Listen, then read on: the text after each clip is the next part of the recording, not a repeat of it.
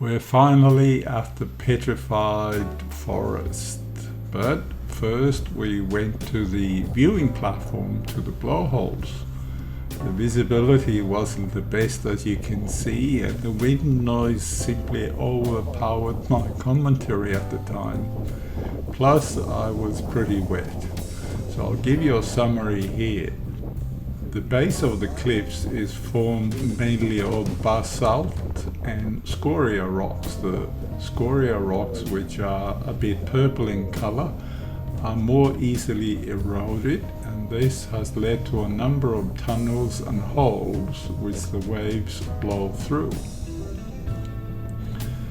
The biggest one made such a noise that it could be heard all the way in Portland. However, that one eroded away and collapsed back in 1900. After the blowholes, we walked to the Petrified Forest, which of course isn't as the name suggests.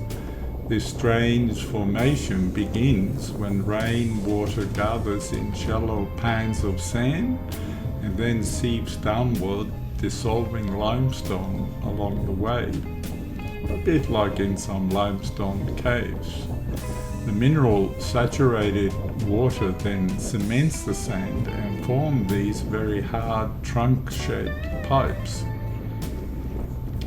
The pipes normally range from 1 to 3 meters in height, although apparently there are pipes here up to 20 meters in height.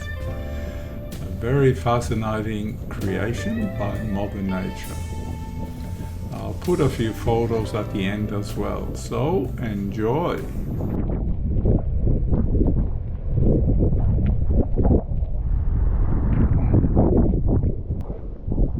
So we finally made it to the Petrified Rock despite the rain, or Petrified Forest, which in reality isn't the Petrified Forest. This is a natural formation. But it's fascinating to see this stuff.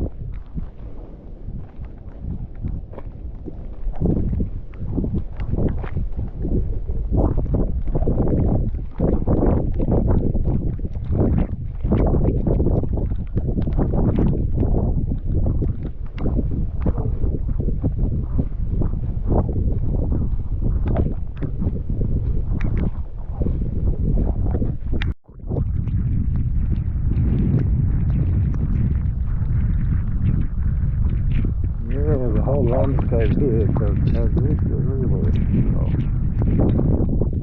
Let's go to the lookout first.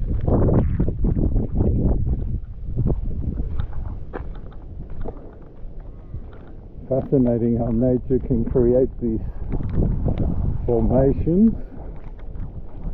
It's a very innovative entity.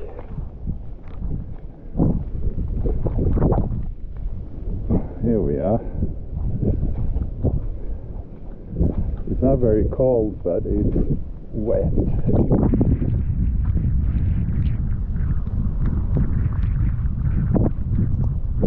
Wow. Fabulous.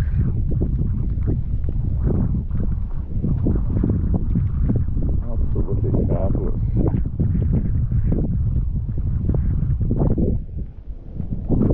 Wish the weather was a bit better, but sometimes you have to make do.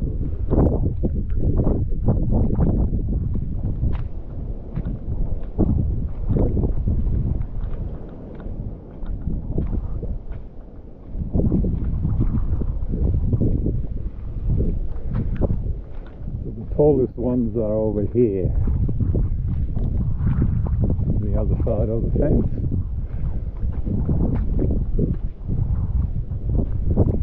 So this is a forest that isn't a forest.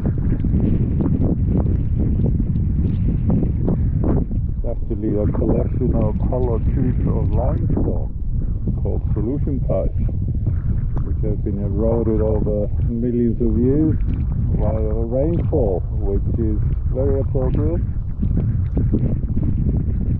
The process starts when water gathers in a shallow pan of sand and sinks downwards, dissolving the limestone. The mineral saturated water then cements the sand, forming hard, straight pipes.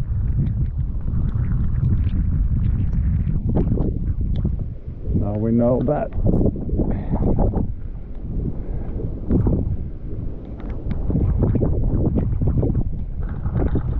This takes millions of years to create.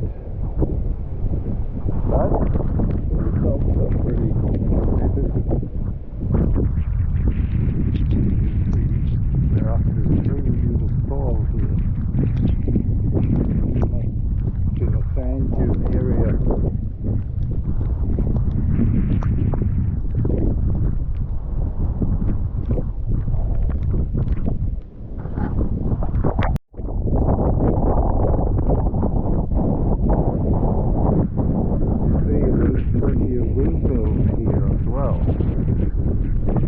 Blustering wind, I'm not surprised.